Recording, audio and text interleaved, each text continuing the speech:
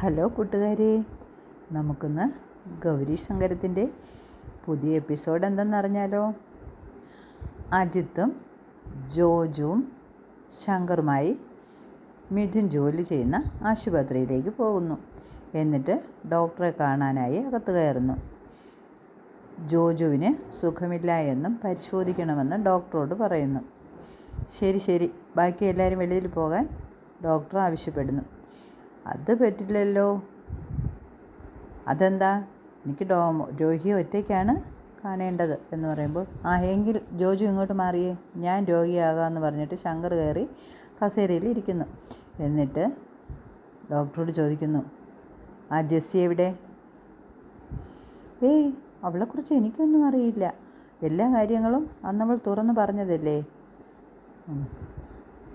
എല്ലാം ശരി തന്നെ. സത്യം ശ്യാം സാറിനോട് തുറന്നു പറയണമെന്ന് ശങ്കർ മിഥുനോട് ആവശ്യപ്പെടുന്നു.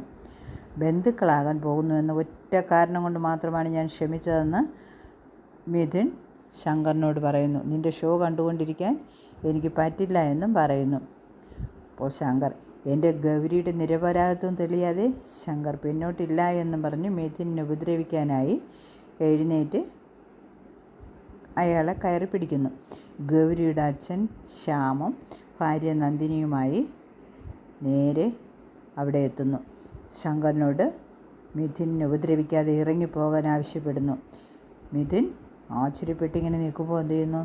ഇറങ്ങിപ്പോടാ എന്ന് വീണ്ടും പറയുന്നു. വളരെ സങ്കടത്തോടുകൂടി ശങ്കർ വെളിയിൽ ഇറങ്ങിയിട്ട്, എൻ്റെ ഗൗരിക്ക് കുടുംബത്തോടുള്ള സ്നേഹം ശ്യാം സാറിന് മനസ്സിലായില്ല എന്ന് പറഞ്ഞ് പോകുന്നു. ശ്യാം സാർ മിഥുനോട് ശങ്കറിന് വേണ്ടി മാപ്പ് അപേക്ഷിക്കുന്നു എന്ന് ആവശ്യപ്പെട്ടു. സാർ എന്തിനാണ് എന്നോട് മാപ്പ് അപേക്ഷിക്കുന്നത്?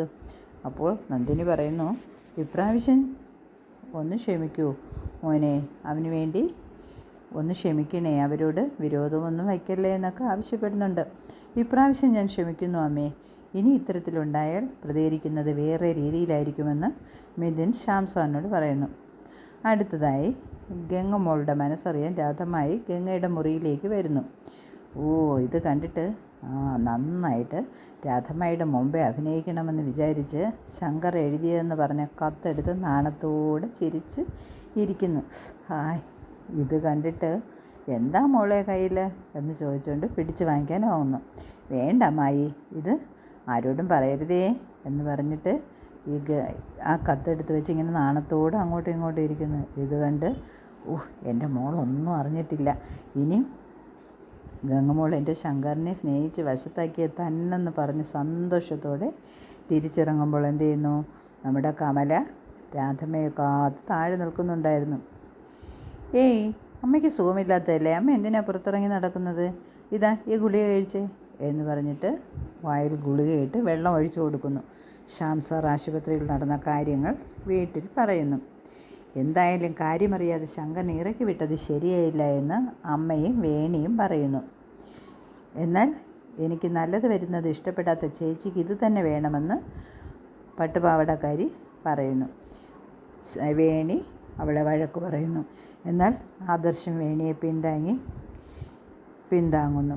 ഗൗരി ഒന്നും അറിയാതെ ഇങ്ങനെ പെരുമാറില്ല എന്നും അവൾ ഇത്തരത്തിൽ പറയില്ല എന്നും മിഥുനിൽ എന്തോ നിഗൂഢതയുണ്ടെന്നും പറയുമ്പോൾ ചേച്ചി അത് തെളിയിക്കട്ടെ എന്നതോടുകൂടി ഇന്നത്തെ എപ്പിസോഡ് അവസാനിക്കുന്നു.